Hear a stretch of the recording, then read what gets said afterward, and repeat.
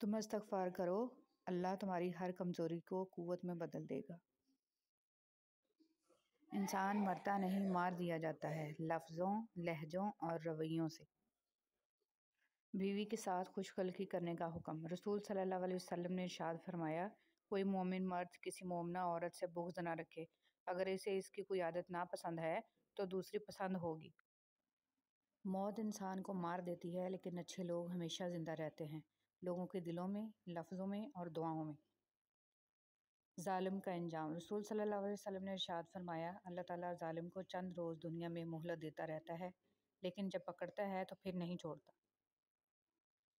رسول صلی اللہ علیہ وسلم نے ارشاد فرمایا، جس نے قبلہ کی جانب تھوکا، اس کا تھوک قیامت کے دن اس کی دونوں آنکھوں کے درمیان لگا ہوا آئے گا۔ زندگی کی مثال ہم لوڈو کے دانے سے بھی سمجھ سکتے ہیں۔ امید ہمیشہ 6 کی ہوتی ہے، لیکن 1 بھی آئے تو چلنا ہی پڑتا ہے۔ گھر کا سربراہ بننا اتنا آسان نہیں۔ سربراہ کی حالت ٹین کے اس چھت کی طرح ہوتی ہے جو تمام موسم خود جھیلتا ہے، مگر اس کے سائے میں رہنے والے کہتے ہیں شور بہت کرتا ہے اور گرم بھی جلدی ہو جاتا ہے۔ رسول صلی اللہ علیہ وسلم نے ارشاد فرمایا، جب انسان مر جاتا ہے تو اس کے عمل کا سلسلہ بند ہو جاتا ہے، سوائے 3 چیزوں کے: ایک صدقہ جاریہ، دوسرا ایسا علم جس سے لوگ فائدہ اٹھائیں، اور تیسرا نیک و صالح اولاد ہے جو اس کے لیے دعا کرے۔ خاموشی سے بڑا کوئی جواب نہیں ہوتا، لیکن خاموشی سے بڑا کوئی عذاب بھی نہیں ہوتا۔ اللہ کے نظام میں رزق بڑھنے کا ایک قانون یہ بھی ہے کہ جتنا تقسیم کرو گے اتنا بڑھتا چلا جائے گا۔ انسان امیدوں سے بندھا ایک ضدی پرندہ ہے جو گھائل بھی امیدوں سے ہے اور زندہ بھی امیدوں پر ہے۔ تھکے ہوئے دلوں سے کہہ دو کہ اللہ موجود ہے۔ رسول صلی اللہ علیہ وسلم نے ارشاد فرمایا، کھاؤ، صدقہ کرو اور پہنو، لیکن اسراف، فضول خرچی اور غرور سے بچو۔ کیسا ہے آج کا انسان کہ اللہ سے اپنے پردے کی توقع رکھ کر پھر دوسروں کے عیبوں کا نام سرعام لیتا ہے۔ باجماعت نماز کی فضیلت۔ رسول صلی اللہ علیہ وسلم نے ارشاد فرمایا، جماعت کی نماز اکیلی نماز سے 27 درجہ افضل ہے۔ انسان کا تذکرہ عالم بالا میں۔ رسول صلی اللہ علیہ وسلم نے فرمایا کہ اللہ تعالیٰ فرماتا ہے، میں اپنے بندے کے گمان کے ساتھ ہوں، اور جب وہ مجھے اپنے دل میں یاد کرتا ہے تو میں بھی اسے اپنے دل میں یاد کرتا ہوں، اور جب وہ مجھے اپنی مجلس میں یاد کرتا ہے تو میں اسے اس سے بہتر فرشتوں کی مجلس میں سے یاد کرتا ہوں، اور اگر وہ مجھے ایک بالش کے قریب آتا ہے تو میں اس سے 1 ہاتھ قریب ہو جاتا ہوں، اور اگر وہ مجھ سے 1 ہاتھ قریب آتا ہے تو میں اس سے 2 ہاتھ قریب ہو جاتا ہوں، اور اگر وہ میری طرف چل کر آتا ہے تو میں اس کے پاس دوڑ کر آ جاتا ہوں۔ کبھی نہیں سنا کہ انسان کو عاجزی لے ڈوبی، انسان کو ہمیشہ اس کا تکبر لے ڈوبتا ہے۔ ہر بیماری قابل علاج۔ رسول صلی اللہ علیہ وسلم نے ارشاد فرمایا، اللہ تعالیٰ نے کوئی ایسی بیماری نہیں اتاری جس کی دوا بھی نازل نہ کی ہو۔ دھوپ میں باپ اور چولہے کے آگے ماں جلتی ہے، تب کہیں جا کر اولاد پلتی ہے۔ ماہ رمضان، ماہ اکرام۔ رسول صلی اللہ علیہ وسلم نے ارشاد فرمایا، انسان کی ہر نیکی 10 گنا سے 700 گنا تک بڑھا دی جاتی ہے۔ اللہ تعالیٰ فرماتا ہے، سوائے روزے کے، اس لیے کہ وہ میرے لیے خاص ہے اور میں ہی اس کا بدلہ دوں گا۔ آدمی اپنی خواہش اور کھانا میرے لیے چھوڑ دیتا ہے۔ روزہ دار کے لیے 2 خوشیاں ہیں، ایک افطار کے وقت اور دوسری اپنے رب سے ملنے کے وقت۔ اور روزے دار کے منہ کی بو اللہ تعالیٰ کے نزدیک مشک کی بو سے بہتر ہے۔ خود بخود چھوڑ گئے ہیں تو چلو ٹھیک ہوا، اتنے احباب کہاں ہم سے سنبھالے جاتے، ہم بھی غالب کی طرح کوچہ جانا سے محسن، نہ نکلتے تو کسی روز نکالے جاتے۔ اہم گزارش، برائے مہربانی رمضان مبارک میں اپنے دسترخوان کی تصویریں مت پوسٹ کریں، کیونکہ ہر انسان آپ کی طرح صاحب حیثیت نہیں، بہت سے لوگ مالی لحاظ سے آپ سے کم درجہ کے ہیں۔ رمضان المبارک غمخواری کا بھی مہینہ ہے، لہٰذا کسی کی مدد کرنے کی بجائے دل آزاری اور تکلیف کا باعث نہ بنیں۔ جو کچھ آپ کے نصیب میں ہے اس سے جائز لطف اٹھائیں، لیکن نمائش سے اجتناب کریں۔ شکریہ۔ ہر شخص لڑ رہا ہے اپنی جنگ، ہر خاموشی انا نہیں ہوتی۔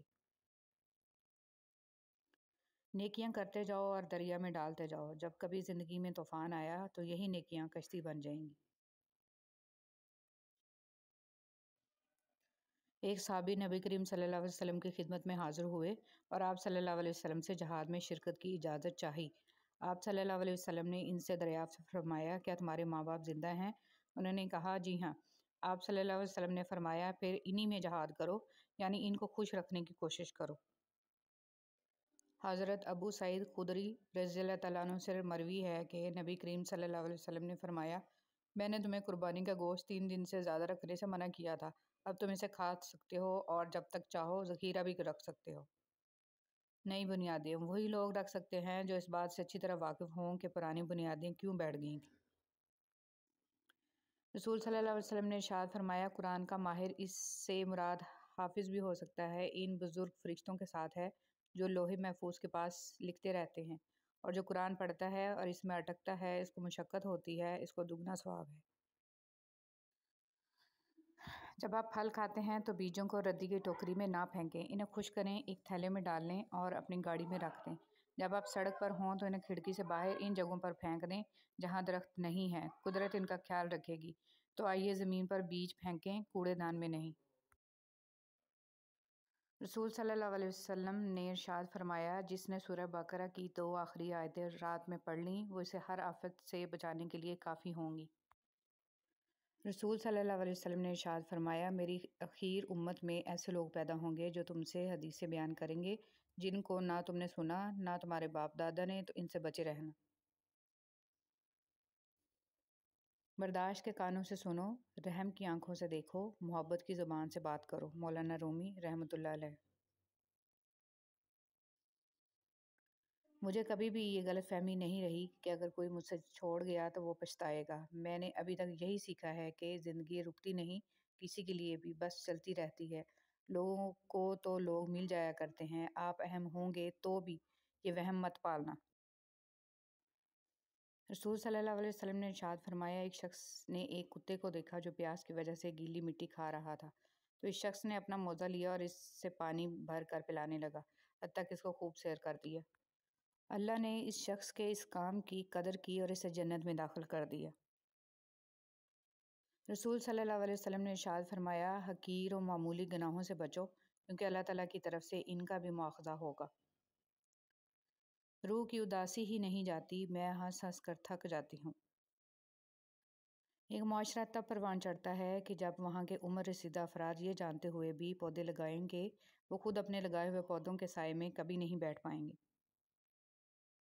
رسول صلی اللہ علیہ وسلم نے ارشاد فرمایا، جو دوسرے کو نقصان پہنچائے اللہ سبحانہ و تعالیٰ اسے نقصان پہنچائے گا، اور جو دوسروں کو تکلیف دے اللہ سبحانہ و تعالیٰ اسے تکلیف دے گا، جیسی کرنی ویسی بھرنی۔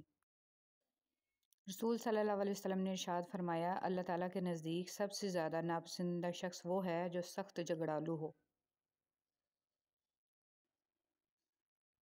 اگر آپ کا کوئی قریبی رشتہ دار، دوست، پڑوسی یا کوئی بھی جاننے والا دنیا سے چلا جائے تو اسے سچے دل سے معاف کر دیں، چاہے اس نے آپ کی کتنی ہی دل آزاری اور حق تلفی کیوں نہ کی ہو۔ موت سے بڑھ کر اب کیا ہو سکتا ہے؟ وہ ہمیشہ کے لیے دنیا سے چلا گیا اور اب لوٹ کر کبھی نہیں آئے گا، لیکن ہو سکتا ہے آپ کا معافی نامہ اسے قبر و حشر کی سزا سے بچا لے اور اس احسان کے بدلے اللہ تعالیٰ آپ کی بھی بخشش فرما لے۔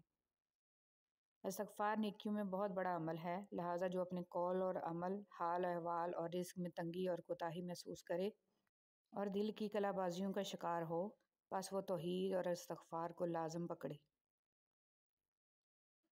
ان گھروں کی بدنصیبی کے کیا کہنے جہاں تعلیم اور جاب پر جانے کے لیے اٹھا اور اٹھایا جائے لیکن فجر کی نماز نہ پڑھی جائے۔